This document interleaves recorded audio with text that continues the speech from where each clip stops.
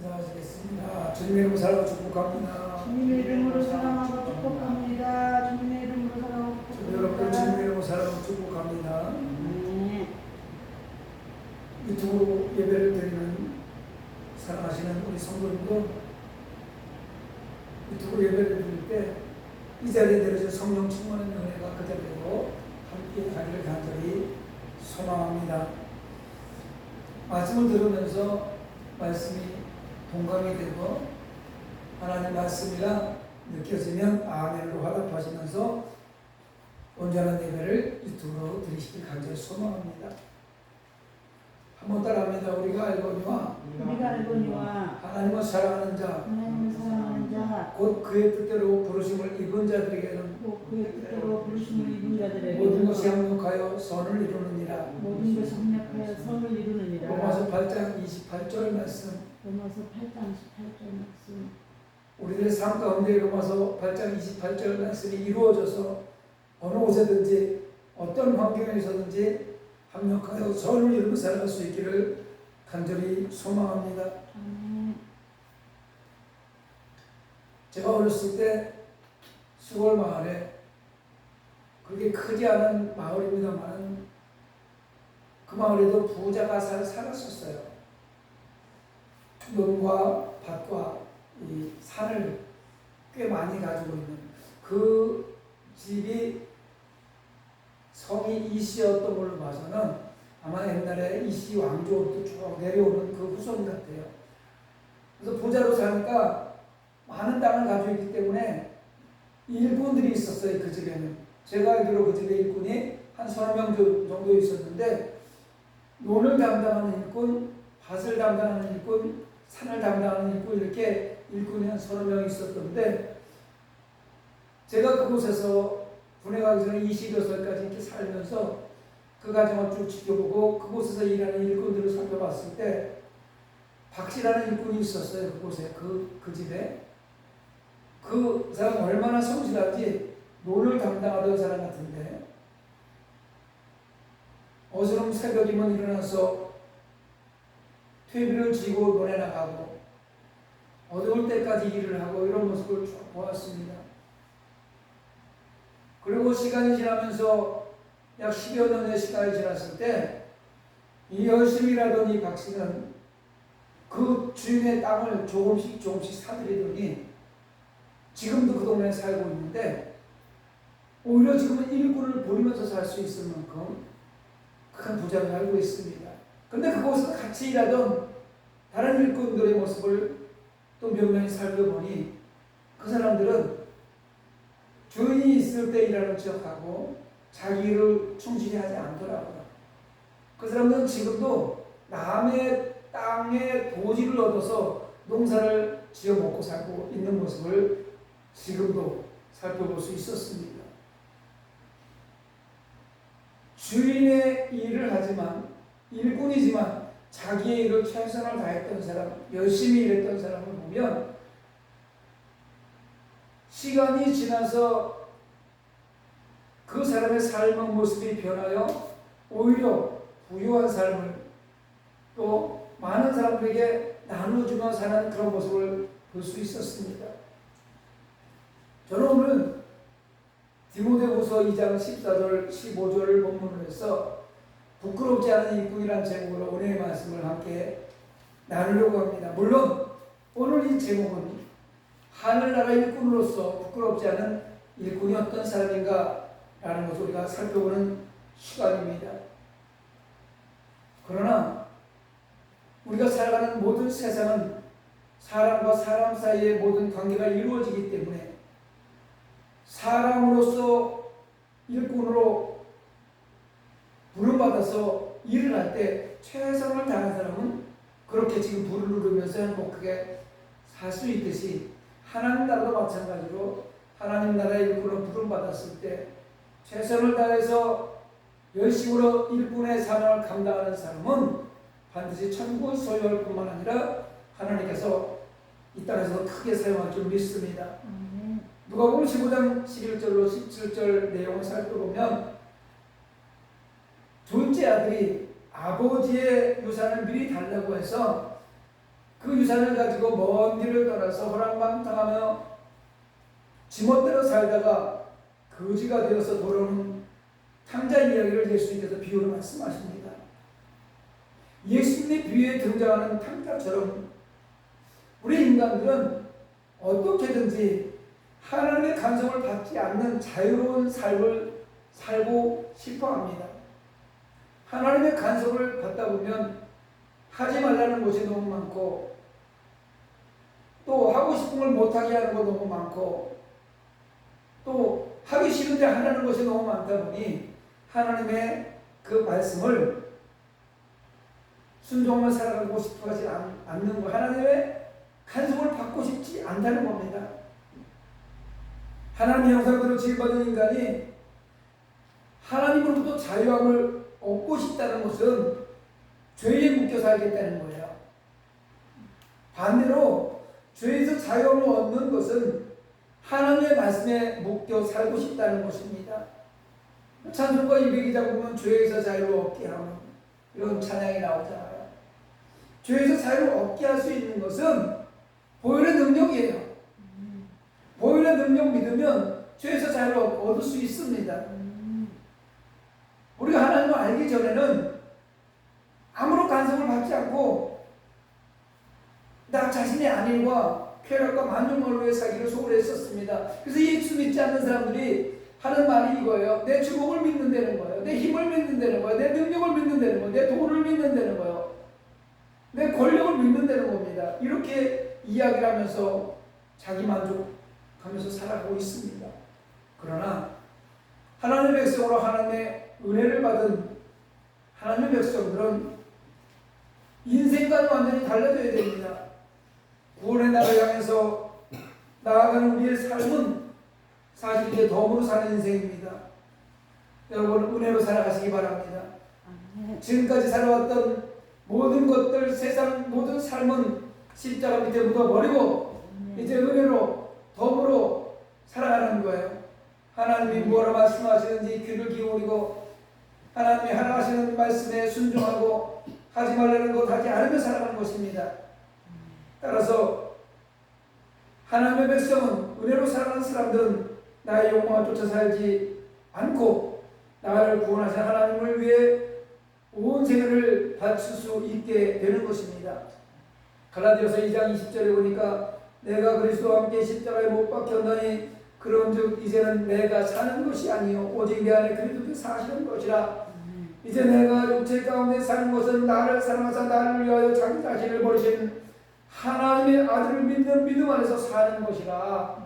아멘.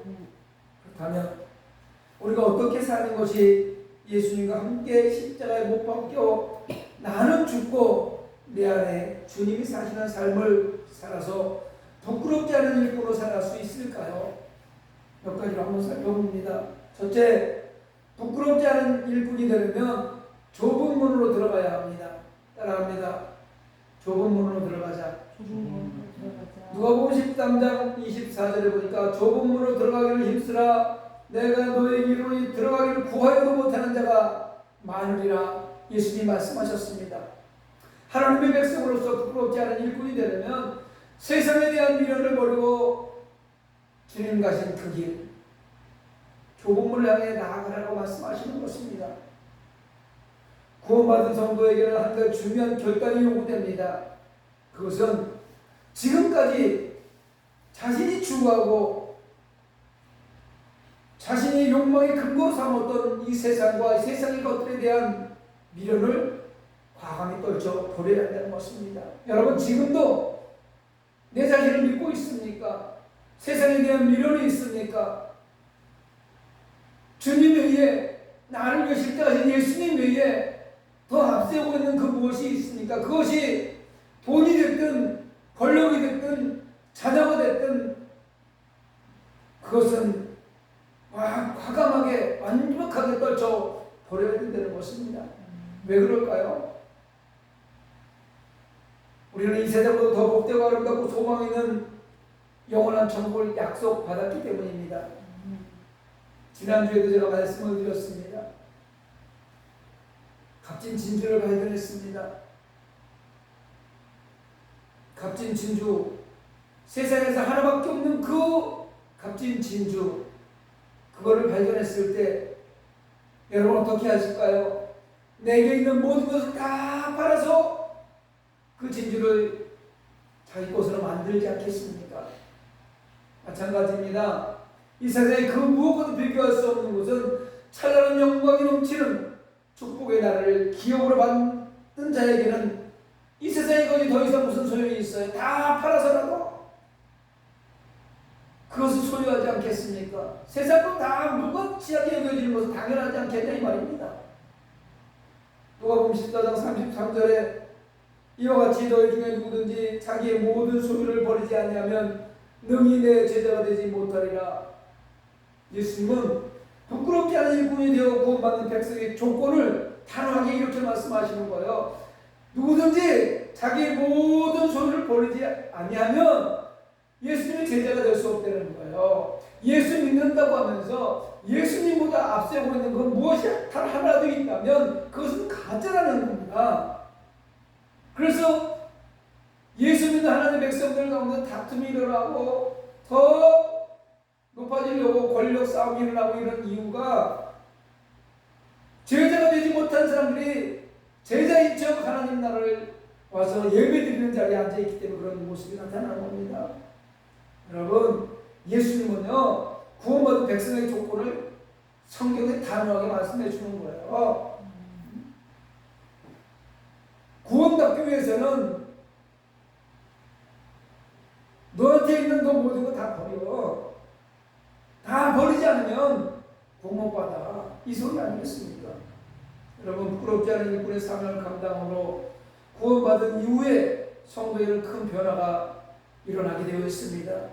그 변화는 인생의 주인이 달라지고 인생의 욕구가 수정되는 것입니다.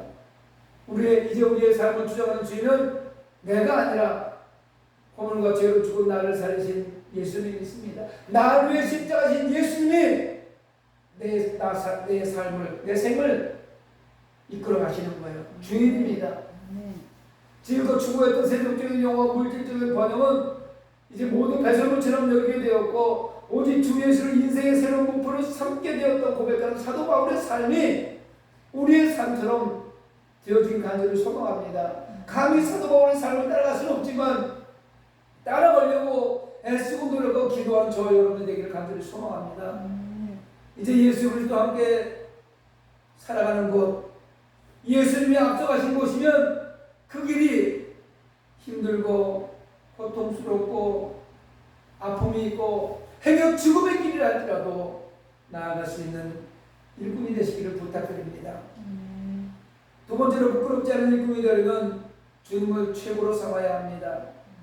따라합니다. 부끄럽지 않은 일꾼이 되려면 주님을 최고로 삼자. 누가복음 14장 26절 27절에 보니까 무릇 내게 오는 자가 자기 부모와 처자와 형제와 자매와 더욱이 자기 목숨까지 미워하지 아니하며 능히 내 제자가 되지 못하고 누구든지 자기 십자가를 지고 나를 따르지 않는 자도 능히 내 제자가 되지 못하리라. 부끄럽지 않은 일꾼의 자격을 지금 얘기하는 거예요. 예수님께서 네 부끄럽지 않는 일꾼으로 살아가려면, 내 부끄럽지 않은 일꾼으로 내 제자가 되려면, 내 종이 되려면 이렇게 살아야 돼. 자기 부모와 처자와 형제와 자매와 자기 목숨까지 미워한다는 것은 목숨보다 주님을 더 앞세우라는 얘기예요. 죽음을 각오로 복음을 지키라는 얘기입니다. 성도로 부름받은 우리가 그리스도의 제자입니다. 하나님의 신실한 일꾼입니다. 스승이란, 제자란 스승의 뒤를 쫓는 자를 제자라 하고 주인의 명령에 온전히 순종하는 자를 일꾼이라고 합니다. 그렇다고 우리가 진실한 주의 제자가 되고 인정받는 하나님의 일꾼이 되기 위해서는 항상 주님의 뒤를 쫓아가야 됩니다. 하나님의 거룩한 명령에 항상 청중할 수 있어야 합니다. 그러기 위해서 요구되는 필수 요구는 나 자신을 죽이는 겁니다. 다시 말하면 자기를 부인하는 거예요. 나 자신을 죽이는 게 가장 힘듭니다. 세상에 일어나는 모든 일들을 보면 나는 잘못한 것이 없는 것 같아요. 내가 잘못한 거 없는 것 같다는 그 생각 자체가 내가 살아가는 것이거든요. 모든 환경 속에서 주인이 예수님이 되면 일어나는 모든 일 가운데 원망들 많은 관계가 생기고 힘들고 어려운 고난의 때가 오면 나 자신을 바라봤을 때 모든 것이 나에게 있음을 고백하는 그런 일꾼이 되어야 되는 거예요. 성도라고 하면서 목사라고 하면서 교회 오래 다녔다고 하면서 자기 자신이 여전히 살아서 그 속에서 꿈틀대는 자는 결코 주의 제자도 일꾼도 될 수가 없습니다. 예수님께서 이 시간 저 여러분에 이렇게 요구하십니다. 누구든지 나를 따르려거든 자기를 부인하고 자기 십자가를 지고 나를 따를 것입니다. 할렐루야. 신앙생활을 열심히 하다가 실족하는 경우가 종종 있습니다. 왜 그럴까요? 신앙생활을 하다가 왜 실족해가지고 귀신 들려서 힘들고 어려운 삶을 살아갈까요? 아니면 세상 가운데 나가 세상 구경하가 좋다고 세상 따라가다가 천국하고 관계없는 지옥 백성으로 되어 살아갈까요? 그것은 끝까지 겸손한 신앙생활을 하지 못하기 때문입니다. 신앙생활을 좀 하다 보면 신앙생활에 조금 익숙해지면 자만해지기 시작하고 교만해지기 시작합니다. 교만은 패망의 선봉입니다. 그리스도의 제자로 살아가는 성도 가장 조심해야 할 부분이 교만입니다. 교회 좀 오래 다녔다고, 목회 좀 오래 했다고, 교회 좀 크다고 교만해지면 그때부터 하나님은 예수님은 그 교만한 사람과 동의하지 않습니다. 어떤 경우든지 우리 자신을 자랑하지 말아야 하고 자기의 공로나 노력을 내세우지 말아야 합니다. 그리스도를 구주로 영접한 이후부터 자신의 생명이 다하는 순간까지 이러한 삶의 자세로 살았던 사도 바울은 빌립보서 1장 20절로 21절에 자신의 신앙을 이렇게 고백하고 있습니다. 살든지 죽든지 내 몸에서 그리스도가 존귀히 되게 하려 하나니 이는 내게 사는 것이 그리스도니 죽는 것도 유익함이라. 할렐루야. 살든지 죽든지 내 몸에서 예수님만이 존귀하게 여겨져야 되니 내게 사는 것이 내 안에 있는 그분이 예수님이니까 그 예수님을 위해서는 죽는 것도 당연하다. 죽는 것도 유익하다 이거예요. 예수 안에서 나 자신을 다 죽이고 오직 예수님만 나타내는 저와 여러분의 삶이 되길 간절히 소망합니다. 세 번째, 부끄럽지 않은 일꾼이 되려면 죽도록 충성해야 됩니다. 따라합니다. 죽도록 충성합시다. 계시록 2장 10절에 보니까 내가 죽도록 충성하라. 그리하면 내가 생명의 멸관을 내게 주리라. 내가 죽도록 충성하라. 그리하면 내가 생명의 멸관을 내게 주리라. 부끄럽지 않은 일꾼으로 생명의 멸관을 받기 위해서는 죽음까지 두려워하지 말라는 것입니다. 공중곳에 잡은 어둠의 영은요, 하나님의 백성들을 늘 곁을 따라다니면서 틈만 나면 하나님의 백성들을 타락시켜서 예수님과의 관계를 멀어지게 만들고 세상과 짝해서 자기의 수하에 두고 자기가 종 부르듯이 귀신의 종이 되게 만드는 거예요. 그러니 그들의 공중곳에 잡고 있다고 하니 그들과 싸움이 호락호락하겠습니까? 쉽지 않습니다. 그 귀신을 물리치고 승리하기 위해서는 히브리서 12장 4절 말씀처럼 피 흘리기까지 싸우려는 거예요. 죽도록 싸우려는 거예요. 죽도록 싸우려는 거예요. 우리가 죽도록 어둠의 권세하고 싸우면요, 하나님께서 반드시 승리케 만들어 주시는 겁니다. 대충 싸우면 지는 거예요. 예수 믿는다고 예수 입으로 예수 하면서 귀신 들려가지고 돌아다니는 그런 사람들이 얼마나 많이 있는지 몰라요. 가짜 아닙니까? 참 예수가, 나를 위해 십자가 지은 그 예수가 내 삶을 이끌어간다면 나와 동행하신다면 어떻게 어둠의 영이 그 안에 들어가서 집을 짓고 살아갈 수 있습니까? 피 흘림까지 싸우지 않기 때문에요. 자기 핑계대고 이런 핑계대고 저런 핑계대고 귀신하고 피 흘리기까지 싸우지 않으니 귀신이 집을 짓고 그 삶을 이끌어가게 되는 겁니다. 여러분 피 흘리기까지 싸우시기 바랍니다. 하나님께서 피 흘리기까지 싸우는 사람은 뭐라고 그러냐? 백투성이가 되더라도 살아있으라고 얘기하는 거예요. 반드시 살려주신다는 거예요. 그리고 그 이후에 영원한 천국을 소유할 수 있다는 것입니다. 성도는 하나님의 은혜로 살아가는 그 성도는 자신의 생명에 지나치게 집착하지 말아야 합니다. 죽음에 두려워서 하늘나라 복음을 헌신자처럼 팽개쳐버린다면 그게 무슨 믿음을 갖고 있는 사람입니까? 우리는 목숨을 다해서 복음을 지켜내야 됩니다.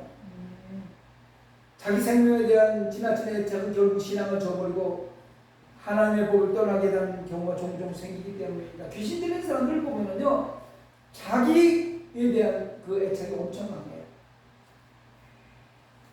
하나님 나라를 위해서 자기 목숨을 버리는 것이 아니라 죽음을 두려워하면서 자기 목숨에 대한 자기 삶에 대한 애착만 강하게 가지고 있는 것을 볼 수 있어요. 이런 연약한 생명을 향해 주 예수께서는 다음과 같이 권면하고 있습니다.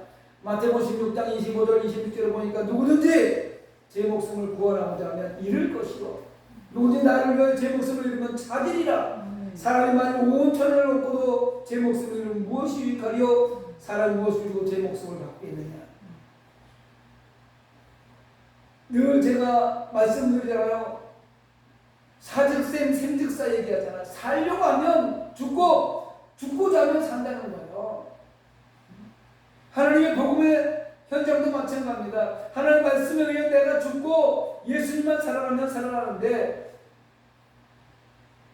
지금 현실의 삶이 이렇게 힘들고 뭐 어려운데 내가 살고 봐야지 먹고 살고 봐야지 이런 생각하면 결국 영원한 천국을 소유할 수 없는 죽음의 길로 가는 것입니다.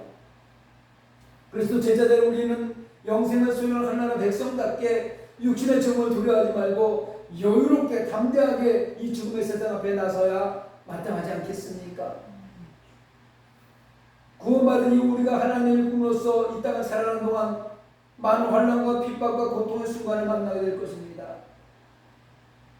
우리는 엊그저께도 만났잖아요. 예수 믿고 구원받는다는 게 쉽지 않아요.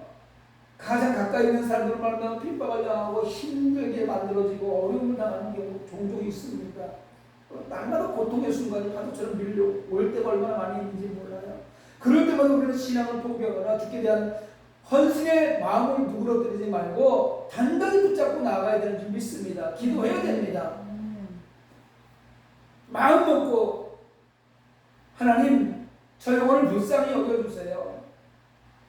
그리고 저 속에 있는 어둠의 영혼을 물리치게 해주세요. 그리고 무조건 기도해야 됩니다. 그렇게 하면 영원한 하늘나라를 소유할 뿐만 아니라 멸관의 주인공이 된 줄 믿습니다.